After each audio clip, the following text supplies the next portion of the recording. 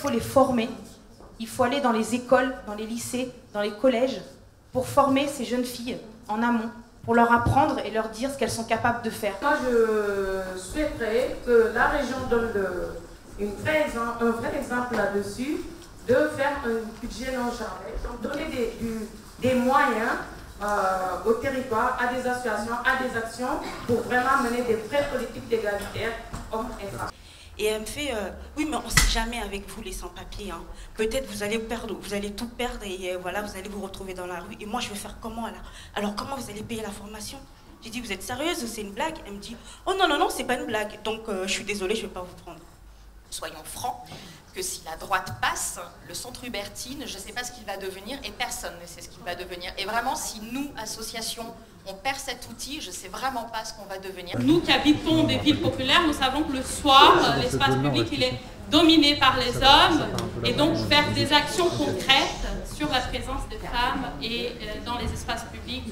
Je m'interroge de plus en plus sur la formation des professionnels de terrain parce que dernièrement j'ai reçu une jeune femme qui a été, osons dire le mot, balancée par son éducateur à sa famille alors qu'elle est majeure parce que voilà, elle avait commis le crime de sortir avec un garçon qui n'était pas de la même couleur qu'elle. Et dans les milieux populaires, nous on dit qu'il faut donner une priorité aux femmes qui sont celles qui vivent le plus durement cette politique d'austérité. L'égalité des droits, ce n'est pas nous les femmes qui allons amener de la douceur dans un monde de brutes, c'est que nous, on a les mêmes droits et qu'on exige la même égalité. Et pour ça, il nous faut quelqu'un qui porte notamment les propositions qui jailliront ce soir de cette intelligence collective absolument formidable.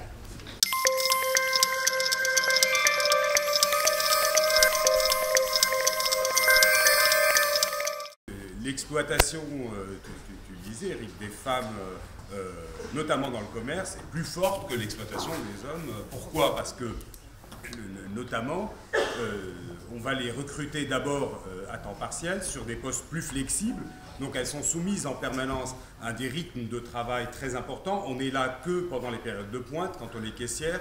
On va partir dans l'après-midi, on va devoir revenir le soir. Je suis aussi très sensible à la question du logement qui a été évoquée, qui est la question du logement aussi, du logement d'urgence, où très souvent les femmes sont dans des situations absolument désastreuses, parce que qui dit logement d'urgence dit des personnes qui arrivent dans des détresses terribles, et par exemple, il faut pouvoir faire en sorte qu'il y ait des logements d'urgence qui ne soient pas mixtes, où ils puissent à un moment donné, les femmes puissent se retrouver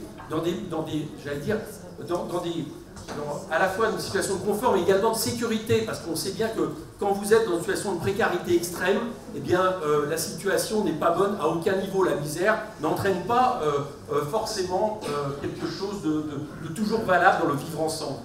Et il y a une chose qui est très bonne, qui a été faite il y a des années, campagne, avortement, contraception, sexualité, c'est la seule institution au plan national qui a accepté de parler d'avortement. On a eu des campagnes dans le métro, dans les trains, les gares de la région, pendant 3 ans. Où ça en est, il faut continuer, c'est très important. Parce que c'est décisif, pas seulement pour les femmes, pour la place des femmes dans la société. C'est adopter une charte qui conditionne en fait ces subventions à ce que, au sein des universités en Ile-de-France, mais ça peut s'étendre aussi sur tout le territoire, les soirées qui sont organisées par ces associations soient respectueuses voilà, des femmes et de ce qui s'y passe lors de ces soirées. Si nous dirigions la région consacrer 1 milliard d'euros au logement, eh bien il nous faut dans ce cadre-là un plan pour le logement des familles monoparentales en Ile-de-France pour permettre à ces familles enfin d'avoir des solutions de logement accessibles. Dans le métro, la RATP qui signe un contrat entre le STIF, donc avec le STIF plus exactement, il y a une publicité. Et cette publicité, qu'est-ce qu'elle dit? Elle dit, pour 5 €, tu vas faire laver ton linge chez maman en cave. Donc ça veut dire que non seulement c'est comment dirais-je, non seulement on soutient Macron, mais en plus on continue à véhiculer des images sexistes et en prenant comme cible les garçons. Donc la région, elle doit obliger les opérateurs RATP et SNCF à adopter des chartes et en refusant donc tous les stéréotypes sexistes. L'égalité, c'est la force pour moi et c'est l'union pour moi et c'est ça qui peut faire les choses. Donc qu'on soit réunis. Il nous faut une région qui fait de cette question une bataille politique.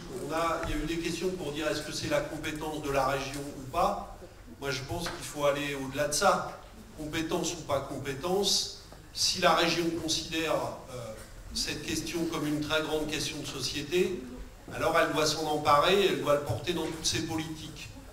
La bataille contre toutes les violences faites aux femmes doit demeurer une priorité des priorités parce qu'elle impacte après énormément d'autres choses. Une vice-présidence qui ait des moyens et qui ait la compétence effectivement d'intervenir dans toutes les politiques publiques qui sont mises en œuvre dans la région.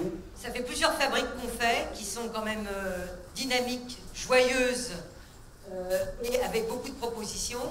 Si vous avez envie, on disait ça tout à l'heure, si vous avez envie d'en faire dans vos villes, dans vos quartiers, allons-y.